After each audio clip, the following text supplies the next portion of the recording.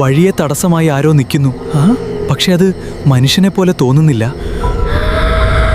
സത്യം തന്നെയാണ്. അന്നത്തെ കാലത്ത് ആ ഗ്രാമത്തിൽ എന്തെങ്കിലും ആവശ്യമൊക്കെ വന്നു കഴിഞ്ഞാൽ മറ്റുള്ള ഗ്രാമങ്ങളിലേക്കൊക്കെ പോകുന്നതിന് വേണ്ടിയിട്ട് അവിടെ യാത്രാ സൗകര്യം ഉണ്ടായിരുന്നില്ല എന്നത് സത്യം തന്നെ. അതുകൊണ്ട് തന്നെയായിരുന്നു അന്നത്തെ കാലത്ത് എന്തെങ്കിലും അസുഖമൊക്കെ വന്നു കഴിഞ്ഞാൽ ആ ഗ്രാമത്തിലെ ആളുകൾ പെട്ടെന്ന് തന്നെ മരണപ്പെടുമായിരുന്നു. അതിന് കാരണം അവർ പേടിക്കുന്ന അതിനകത്ത് അവരുടെ ഗ്രാമത്തിന് അതിർത്തിയിലുള്ള ആ കാടിനെയായിരുന്നു. ദൈവമേ, ഇത് ബ്രഹ്മരക്ഷസിന്റെ കാടാണ്. അവൻ വഴിമുടക്കി നിൽക്കുകയാണ്. ഇനി രക്ഷയുണ്ടെന്ന് എനിക്ക് തോന്നുന്നില്ല. ആ കാലഘട്ടത്തിൽ ബ്രഹ്മരക്ഷസ് വാഴുന്ന ആ കാട് അവർക്കെല്ലാവർക്കും ഭയം തന്നെയായിരുന്നു. അതുകൊണ്ട് തന്നെയായിരുന്നു അർദ്ധരാത്രി കാൽനടയായിട്ട് അങ്ങോട്ട് ആരും പോവാറില്ലായിരുന്നു. എന്തെങ്കിലും അസുഖമൊക്കെ വന്നു കഴിഞ്ഞാൽ അവിടെ തന്നെ ഉണ്ടായിരുന്ന ചില വൈദ്യന്മാരുടെ സഹായത്തോടു കൂടി ചികിത്സിക്കുമായിരുന്നു. എന്നാൽ ആ വൈദ്യത്തിൽ ഒതുങ്ങാത്ത എല്ലാവരും അവിടെ അസുഖം മൂർച്ഛിച്ച് മരണപ്പെടാറാണ് പതിവ്. അങ്ങനെ ഒരു ഗ്രാമത്തിന്റെ കഥയാണ് ഞാൻ പറയാൻ പോകുന്നത്.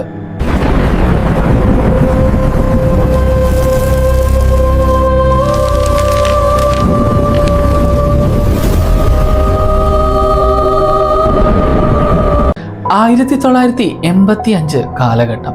ഞാനൊക്കെ ജനിക്കുന്നതിന് എത്രയോ മുന്നേ. ആ കാലഘട്ടത്തിലൊന്നും ഇലക്ട്രിസിറ്റി സൗകര്യങ്ങളൊന്നും ഉണ്ടായിരുന്നില്ല എന്ന് പറഞ്ഞു കേട്ടിട്ടുണ്ട്. അല്ല, സത്യം തന്നെയാണ്. ആ കാലഘട്ടത്ത് പ്രത്യേകിച്ച് ഉൾഗ്രാമങ്ങളിലൊന്നും ഇലക്ട്രിസിറ്റി സംവിധാനം ഉണ്ടായിരുന്നില്ല.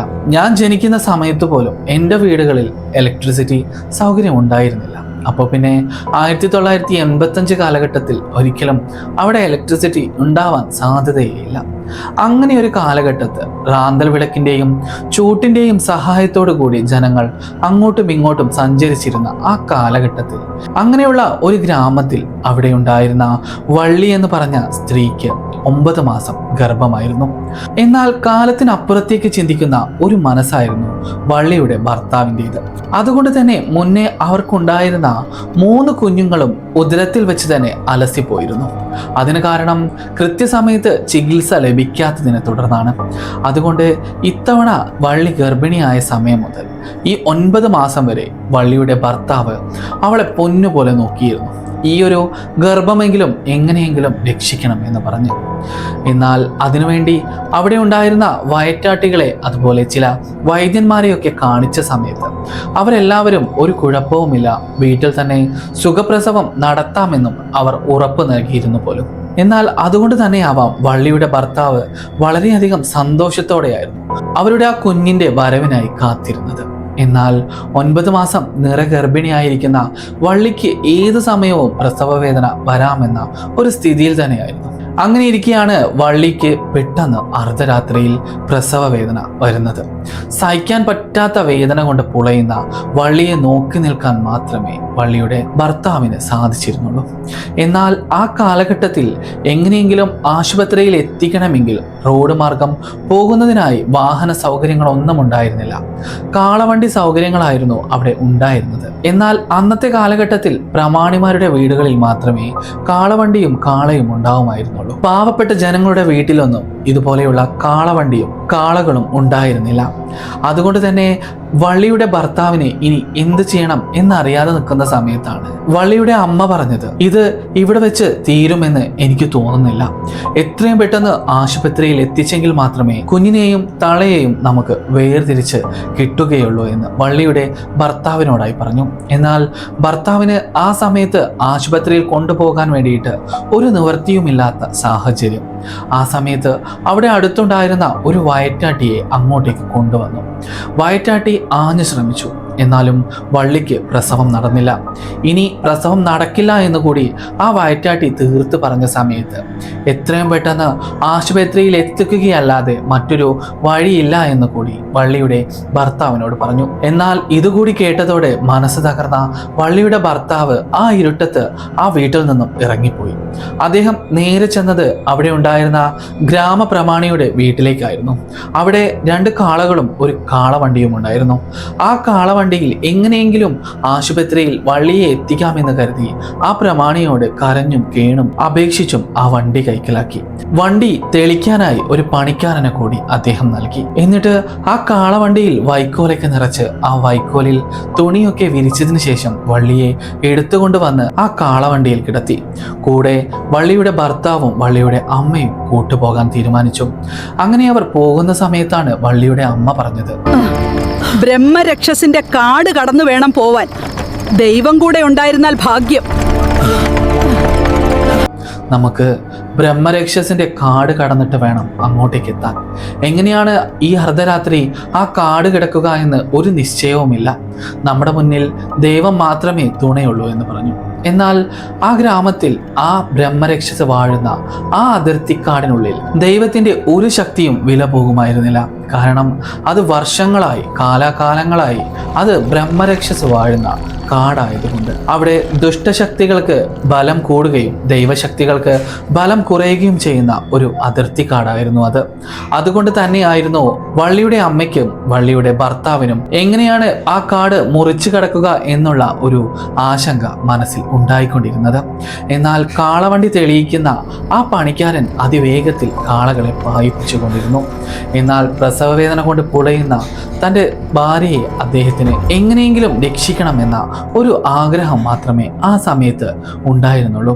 അങ്ങനെ മൈലുകളോളം സഞ്ചരിച്ച് അവർ ആ അതിർത്തിയിലേക്ക് പോവുകയായിരുന്നു. കൂരാക്കൂരിയിട്ട് റാന്തൽ വിളക്കുകൾക്ക് വഴിമാറിക്കൊടുത്തു.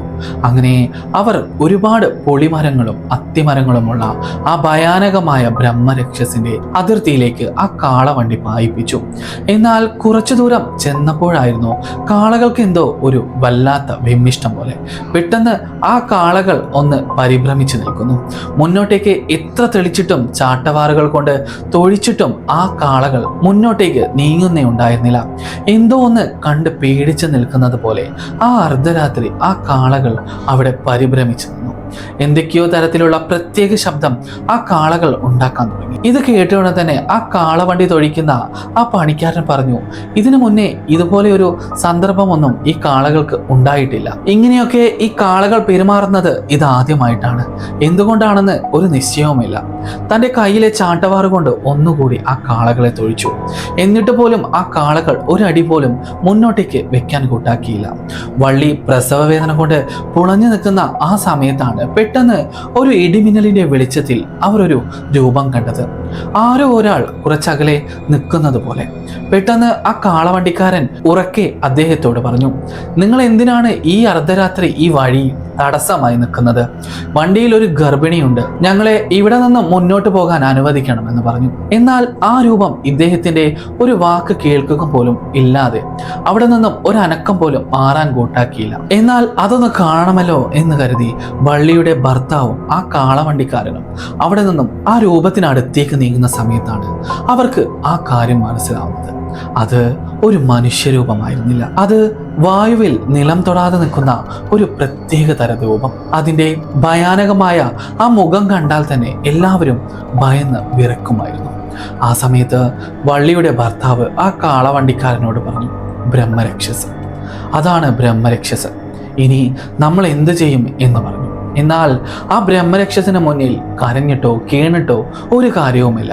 കാരണം പണ്ട് മുതലേ പറയുന്ന ഒരു വാക്യമുണ്ട്, ഗർഭിണികൾ, അതും നിറഗർഭിണികൾ, അർദ്ധരാത്രിയിൽ അല്ലെങ്കിൽ സന്ധ്യയ്ക്ക് ശേഷം വെളിയിൽ ഇറങ്ങാൻ പാടില്ല എന്ന്. അവരുടെ വയറ്റിൽ കിടക്കുന്ന ആ രക്തം ബ്രഹ്മരക്ഷസുകൾക്ക് വളരെ പ്രിയമാണ്. അതവർ ഏറ്റവും സന്തോഷത്തോടെ അല്ലെങ്കിൽ ഏറ്റവും ആക്രാന്തത്തോടെ അവരത് കുടിക്കുമായിരുന്നു എന്ന് കേട്ടിട്ടുണ്ട്.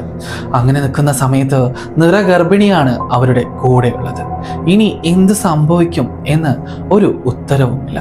അങ്ങനെ നിൽക്കുന്ന സമയത്താണ് പെട്ടെന്ന് ആ കാളവണ്ടിയിൽ നിന്നും വള്ളി ഉറക്കെ അലറാൻ തുടങ്ങിയത്. ആ സമയത്ത് വള്ളി ഒരു പെൺകുഞ്ഞിന് ജന്മം നൽകിയിരുന്നു. എന്നാൽ ആ പെൺകുഞ്ഞിന്റെ കരച്ചിൽ ആ കാടിനുള്ളിൽ മുഴങ്ങിയ സമയത്ത് ആ ബ്രഹ്മരക്ഷസിന്റെ രൂപം അവരുടെ മുന്നിൽ നിന്നും അപ്രത്യക്ഷമായി പോയി. എന്നാൽ അതൊന്നും ആയിരുന്നില്ല വിചിത്രമായ കാര്യം. അന്ന് അവിടെ നിന്ന് ആ പെൺകുഞ്ഞിന് ജന്മം നൽകിയ വള്ളിക്ക് ദേഹാസ്വസ്ഥ്യം കൂടിക്കൊണ്ടിരുന്നു. എന്നാൽ ആ സമയത്ത് അവിടേക്ക് ആ ബ്രഹ്മരക്ഷസ് വന്നു. അതിനെ കണ്ട് വള്ളിയുടെ അമ്മയും വള്ളിയുടെ ഭർത്താവ് കുഞ്ഞിനെയും എടുത്ത് അവിടെ നിന്നും ഓടാൻ തീരുമാനിച്ചു. വള്ളിയെ രക്ഷിക്കാൻ മാത്രം അദ്ദേഹത്തിന് സാധിച്ചില്ല. അങ്ങനെ ആ കാളവണ്ടിക്കടുത്തേക്ക് ആ ബ്രഹ്മരക്ഷസിന്റെ ഭയാനകമായ രൂപം വരുന്നത് തളർന്ന കണ്ണുകളോടെ ക്ഷീണിച്ച ദേഹത്തോടെ വള്ളി നോക്കിക്കൊണ്ടേയിരുന്നു. അതിനടുത്തേക്ക് വന്ന ആ ബ്രഹ്മരക്ഷസ് വള്ളിയുടെ ആ പ്രസവരക്തം നുണഞ്ഞുകൊണ്ട് അവിടെ ആർത്ത് അട്ടഹസിക്കാൻ തുടങ്ങി. ആ ഒരു കാഴ്ച കണ്ട് അവരെല്ലാവരും ഭയന്ന് വിറച്ച് അവിടെ തന്നെ നിൽക്കുന്നുണ്ടായിരുന്നു. എന്നാൽ ഇനി എന്ത് ചെയ്യണം എന്നറിയാതെ നിൽക്കുന്ന സമയത്ത് ആവോളം രക്തം നുകർന്ന് ആ ബ്രഹ്മരക്ഷസ് അവിടെ നിന്നും അപ്രത്യക്ഷനായി. തിരിച്ച് കാളവണ്ടിക്ക് അടുത്തേക്ക് പോയ അവർ കണ്ടത് ഒരു തരി രക്തം പോലും ബാക്കിയില്ലാതെ വിറങ്ങലിച്ച് മരണപ്പെട്ട് കിടക്കുന്ന വള്ളിയായിരുന്നു. എന്നിട്ടും അവിടെ നിന്ന് എങ്ങനെയെങ്കിലും വള്ളിയെ രക്ഷിക്കണമെന്ന് കരുതി ആ കാട് മുഴുവൻ സഞ്ചരിച്ചതിന് ശേഷം അവർ ആശുപത്രിയിലെത്തിയ സമയത്ത് അമിത രക്തസ്രാവം മൂലം വള്ളി മരണപ്പെട്ടിരുന്നു. എന്നാൽ ആരുടെയൊക്കെയോ ഭാഗ്യം കൊണ്ട് ആ കുഞ്ഞിന് ഒരു കേടുപാടുകളും ഉണ്ടായിരുന്നില്ല. ആ കുഞ്ഞിന്റെ കൈകൾക്കോ കാലുകൾക്കോ അല്ലെങ്കിൽ ആ കുഞ്ഞിന് മറ്റൊരു തരത്തിലുള്ള ബുദ്ധിമുട്ടുകളും ഉണ്ടായിരുന്നില്ല. ആശുപത്രിയിൽ ആ കുഞ്ഞിന്റെ എല്ലാ തരത്തിലുള്ള ചികിത്സകളും കഴിഞ്ഞ് അവർ വീട്ടിലേക്ക് മടങ്ങി. എന്നാൽ അതിനിടയിൽ വള്ളിയുടെ അടക്കമൊക്കെ ആ ഗ്രാമത്തിൽ നടന്നിരുന്നു. എന്നാൽ വള്ളിയുടെ ഈ മരണം ആ ഗ്രാമത്തിൽ വലിയ ഒരു ചർച്ചാ വിഷയമായി. ബ്രഹ്മരക്ഷസ് ഇതിനു മുന്നേ ഒരു ഗർഭിണിയെ കൊന്നിട്ടുള്ളത് നൂറ്റാണ്ടുകൾക്ക് മുന്നെയാണെന്ന് പറഞ്ഞു കേട്ടിട്ടുണ്ട്. അന്ന് ആ ഗ്രാമത്തിലുണ്ടായിരുന്ന മുതിർന്നവർ പറഞ്ഞിട്ടുണ്ടായിരുന്നത് തൻ്റെ ഭാര്യയുടെ ഓർമ്മയ്ക്ക് വേണ്ടിയിട്ട് വള്ളിയുടെ ഭർത്താവ് വള്ളിയുടെ മകൾക്ക് വള്ളി എന്ന് തന്നെയാണ് പേരിട്ടിരുന്നത്.